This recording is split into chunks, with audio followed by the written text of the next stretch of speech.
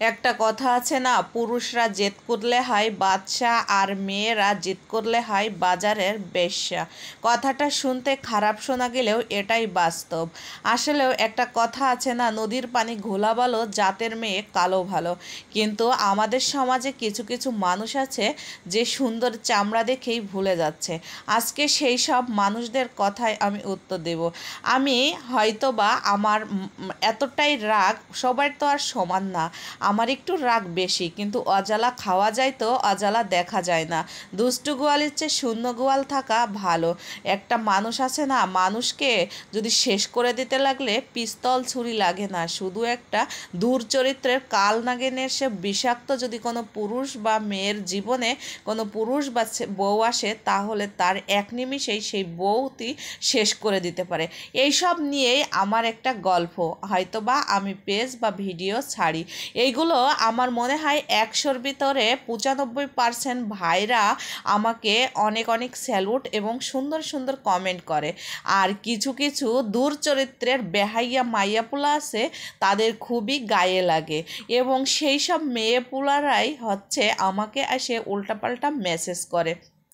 তবে ধৈর্যের বাঁধ ভেঙে গেছে। আসলেও কুত্তার ল্যাজ কখনো সোজা হয় না। আসলে ওই সব স্টুপিড মেয়েদের বা পিছনে দৌড়াইয়ে আমার কোনো লাভ নেই, কারণ ভালো হও, সংসার করো, হাজার রূপসিয়ারা হোক, তোমার কোনো দাম নেই। আমি এখনও বলবো, পরেও বলবো। দ্বিতীয়ত কথা হচ্ছে, দুই একটা তো হচ্ছে বুনো ঘাস থাকতেই পারে, কারণ ঘরের ভিতরে যদি আমরা শাক বুনি, সেই শাকের ভিতরে একটা না একটা পোকা থাকবেই, যার নাম হচ্ছে শাক। তবে আমার ভিডিওর ভিতর যে অকর্ম কিছু মাইয়া পোলা আছে, এটা উল্টাপাল্টা মেসেজ করবে, এটাই তার কথা। কারণ হচ্ছে কি, যে আমি কয়েকদিন ধরেই দেখতেছি এত আকারে আমার আমার ভিডিওর পিছনে দুই একটা মেসেজ আসতেছে একই মানুষ ভুয়া আইডি দিয়ে।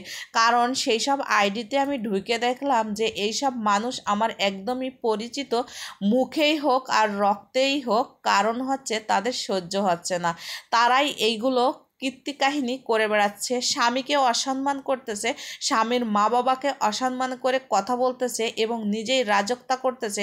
স্বামী যে কী জিনিস, শ্বশুরবাড়ির মানুষ যে জিনিস, সেই জিনিসগুলাই সে বোঝেও না, বোঝার চেষ্টাও করে না, নিজের ক্ষমতা বেশি দেখায় এবং মা বাবার ধন সম্পদের বড়াই দেখায়। সেই সব মেয়েদেরকে নিয়েই আমার ভিডিও তৈরি করা। কিন্তু ভাইরে ভাই, সেই সব মেয়েদের খুবই গায়ে লাগতেছে।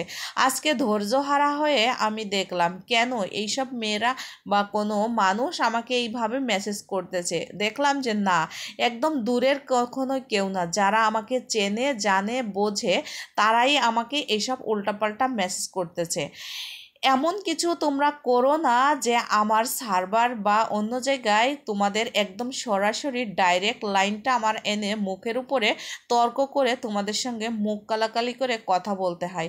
কারণ দূরের থেকে ঢিল বা ইটাল মারতেছো, এটা আমার যায় আসে না। আমি আগের থেকেই সচেতন করে দিচ্ছি, তোমরা ভালো হয়ে যাও। দেখলে আমার ভিডিওগুলো মন চাই দেখবে, না চাইলে না দেখেও, কিন্তু উল্টাপাল্টা মেসেজ করো না। কিন্তু তোমরাই কিন্তু এইসবের কাজে নিত্য, আমি যতটুকু যা জানি। আমি নাম বললাম না, অবশ্যই যেহেতু আমার ওই ভিডিওগুলো দেখো, তাহলে আশা করি এই ভিডিওগুলোও দেখবা। তবে আমি মনে করি হাজার তোমার রূপসিয়ারা হোক, গুণ হোক, তাতে তোমার যায় আসে না। একটা মেয়ের মেন হচ্ছে তার হচ্ছে সবাইকে খুশিতে রাখা, এবং হাজার তুমি পরিশ্রম করো নারী, তবে কাজের ফাঁকে ভালোবাসার মানুষটাকেও সময় দাও, তা না হলে নিজের ভালোবাসার মানুষরাও কিন্তু ছুটে এক সময় চলে যাবে।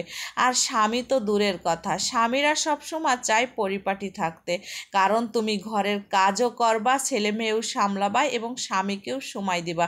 এটাই হচ্ছে নারী। কারণ একটা পুরুষ মানুষ সে হাজার পরিশ্রম করে বাসায় ফেরে একমাত্র তার মেয়ে বোর মুখে হাসি দেখার জন্য, কিন্তু তুমি যদি মুখটা কালো করে বাঁকা করে থাকো, সেই পুরুষ মানুষ একদিন না 2 দিন না 5 দিন দেখার পরে ঠিকই অন্য মেয়ের কাছে সে হাত বাড়াবে, কারণ এই সুযোগটা তুমিই করে দিয়েছো।